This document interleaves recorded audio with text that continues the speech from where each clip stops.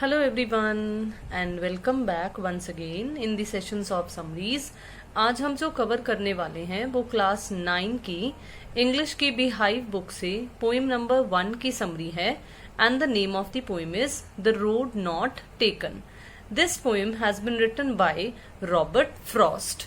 तो चलिए देखते हैं इस पोएम की introduction. It is a beautiful poem composed by a famous English poet Robert Frost। तो ये एक बहुत ही खूबसूरत कविता है जिसे इंग्लिश पोएट रॉबर्ट फ्रॉस्ट ने लिखा है। The poem illustrates the problem of making choices which one has to face while taking important decisions in life। तो when we have to make important decisions in our life, जब हमने अपनी life में कुछ important decisions लेने होते हैं, निर्णय लेने होते हैं, और कई बार ऐसी सिचुएशन आ जाती है कि हमारे पास कुछ चॉइसेस या डिफरेंट ऑल्टरनेटिव्स आ जाते हैं और हमें उन ऑल्टरनेटिव्स में से किसी एक ऑल्टरनेटिव को सिलेक्ट करना होता है। तो उस वक्त लॉट्स ऑफ कंफ्यूजन होती है कि क्या सिलेक्ट करें, क्या रिजेक्ट करें, क्या राइट है, क्या रॉन्ग है। तो हमारा जो डिसीजन है वो बेसिकली हमारी चॉइस पर डिपेंड करता है या हमारी चॉइस पर डिपेंड करता है कि आगे फर्दर हमें क्या कंसिक्वेंसेस देखने को मिलेंगे। तो इसलिए ये जो पोएम है वो इसी पर्टिकुलर प्रॉब्लम से डील करती है। Now the description of the poem. तो देखते हैं कि अकॉर्डिंग टू द पोएम हमें पोएट ने क्या बताया है। So according to the poem, one day the poet is standing in front of a yellow forest which is symbolizing the autumn season। तो क्या होता है कि एक बार जो पोएट है ना वो एक येलो फॉरेस्ट इसलिए कहा गया है क्योंकि जैसे आपको पता है कि ऑटम सीजन जो पतझड़ वाला मौसम होता है उस वक्त क्या होता है, उस वक्त ज्यादातर जो लीव्स होते हैं पेड़ों के वो क्या होता है, वो येलो कलर के होने शुरू हो जाते हैं। तो इसलिए आपको यहाँ पर बेसिकली ये कहा गया है कि येलो फॉरेस्ट है, तो ये सिंबलाइज कर रहा है कि पतझड़ वाला मौसम है। और उस वक्त पोएट ने अपने आप को कहाँ पाया है कि he reaches a point where he finds two roads running in different directions. तो एक्चुअली होता क्या है कि उन्हें उस पॉइंट पर, मतलब वो ऐसे पॉइंट पर पहुंचते हैं कि उन्हें दो रोड्स दिखाई देती हैं जो कि दो डिफरेंट डायरेक्शंस में डाइवर्स हो रही हैं, जा रही हैं। ठीक है, अब ये जो दो डिफरेंट डायरेक्शंस हैं, ये जो रोड्स हैं वो किसको सिंबलाइज कर रही हैं? These are symbolising the confusion, कि ये ही तो है जो एक इंडिविजुअल के माइंड में कंफ्यूजन क्रिएट कर रही हैं कि वो कौन से रास्ते पर जाए, वो कौन सा रास्ता सही रहेगा उसके लिए, वो कौन सा रास्ता सिलेक्ट करे। तो देखते हैं कि पोएम के अकॉर्डिंगली पोएट ने क्या किया। It becomes difficult for him to decide which road he should travel। तो सबसे पहले तो उन्हें बहुत ही मुश्किल महसूस होता है, डिफिकल्टी महसूस होती है कि वो कौन सा रोड सिलेक्ट करे, कौन से रूट पर ट्रेवल करे, कहाँ से अपनी जर्नी स्टार्ट करें। Both of them seem to be attractive to the poet. और दोनों ही रास्ते जो है ना वो उन्हें अट्रैक्टिव महसूस होते हैं, मतलब सीम्स टू बी सिमिलर, दोनों जो है वो सेम से ही या सिमिलर से ही प्रतीत होते हैं। Then he notices curved bushes in one road and decides to travel the second one, which seems to be less traveled by।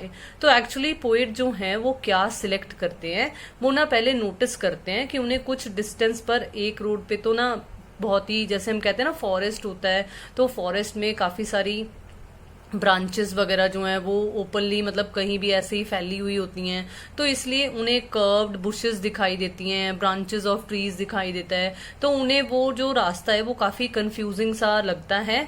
और दूसरी साइड पर वो जो दूसरा रास्ता देखते हैं उसकी, उस रास्ते की जो ग्रास होती है, जो घास होती है, वो भी उन्हें ऐसा लगता है कि उस घास पर या उस रास्ते पर बहुत ही कम लोगों ने ट्रेवल किया था। ठीक है, तो वो ऐसा लगता है, उन्हें ऐसा सीन होता है कि इन लोगों पर, इस जगह पर कम लोगों ने ट्रेवल किया है, तो इसलिए फिर वो वाला रास्ता सिलेक्ट करते हैं। अगर आपने पोएम ध्यान से सुनी हो तो उसमें आपको कुछ ऐसा ही जिक्र था कि जो लीव्स हैं वो कम कुचले हुए प्रतीत होते हैं। होता है ना कि अगर हम लीव्स, ग्रीन लीव्स के ऊपर अगर पैर रखते हैं तो क्या होता है, वो लीव्स जो हैं वो कुचले जाते हैं और ब्लैकिश से कलर के हो जाते हैं।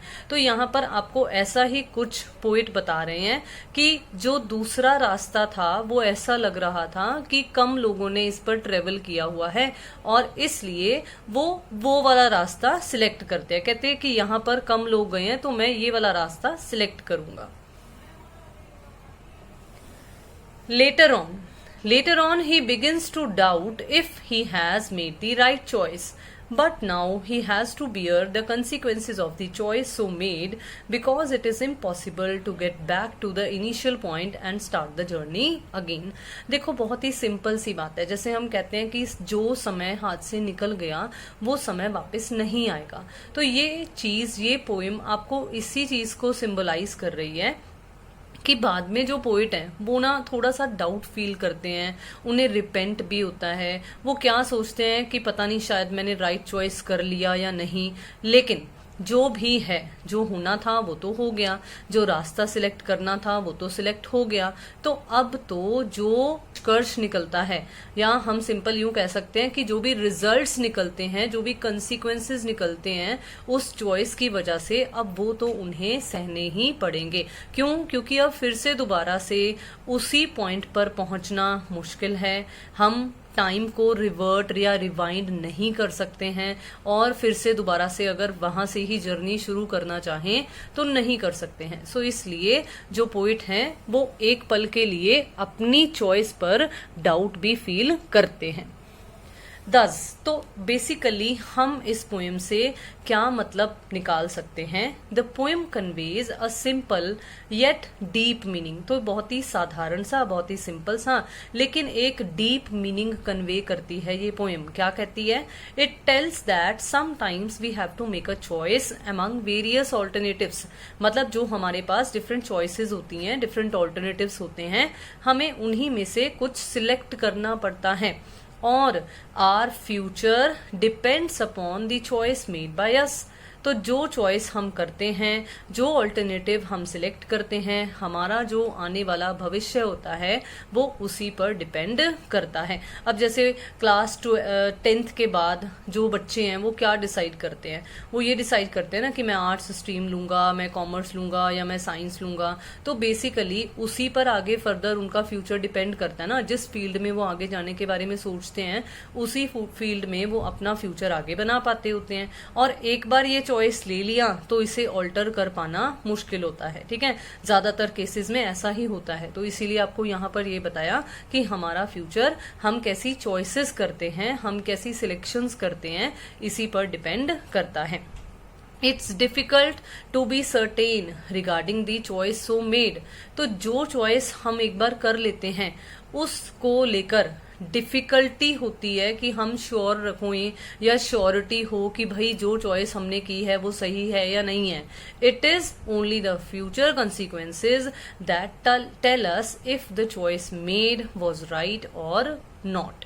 मतलब जब फ्यूचर आएगा, फ्यूचर में हमें जब उस चॉइस की वजह से रिजल्ट्स देखने को मिलेंगे, कंसीक्वेंसेस देखने को मिलेंगे, तो एक्चुअली हमारा फ्यूचर जो पैरामीटर्स होंगे या फ्यूचर में जो भी हमें देखने को या फेस करने को मिलेगा, उसी के बिना पर, उसी के बेसिस पर हमें ये पता चलेगा कि हमने जो चॉइस की थी वो सही थी या नहीं थी।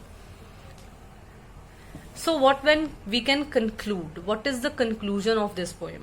The poem, through the description of a simple incident, conveys a deep meaning of making choices. तो सेम वही कंसेप्ट है कि बहुत ही खूबसूरत तरीके से एक सिंपल सा इंसिडेंट, एक सिंपल सी एग्जाम्पल के थ्रू आपको पोइट ने ये कन्वे किया है कि किस तरीके से हमें डिफरेंट प्रॉब्लम्स का या कंफ्यूजन का सामना करना पड़ता है जब हम चॉइसेस करते हैं। सो आई होप कि आपको बहुत ही अच्छे तरीके से इस पोएम की समरी जो है वो समझ में आ गई होगी। Thank you so much for watching the video and kindly don't forget to do the honours. Thank you once again and have a nice day.